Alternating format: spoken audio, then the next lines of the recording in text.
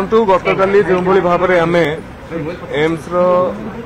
वरिष्ठ अधिकारी एवं समस्त डाक्तर मानक नहीं एक टीम गठन करूँ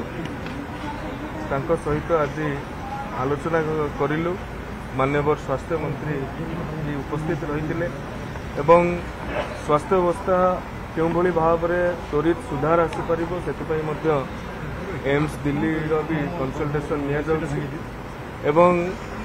मु आपण मानक गतकाली भी जो कथा कही आज भी कहूँ आमे निष्पत्ति अत्यंत त्वरित ढंग से नहीं कार्यानुष्ठान करिबारे कौनसी अवहेला करा जीव नाही।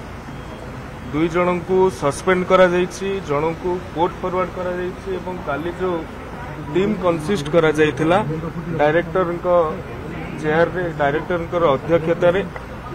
तांको सहित जने महिला सीनियर एकेडमिशियन अच्छंती एवं जने सीनियर महिला ऑफिसर भी अच्छंती से माने आज सकाळु जाइकी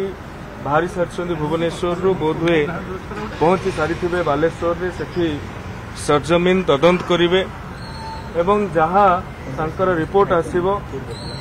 सेही अनुसार जहाँ को टर्मिनेट करा जिबार थिबो आमे टर्मिनेट करिबा जहाँ उपरे क्रिमिनल एक्शन जो भली भाव में निया जिबार थिबो ताहाकू निया जिबो। सरकार कौनसी कठोर निष्पत्ति नबारे कौनसी द्विधा प्रकाश करिवे ना।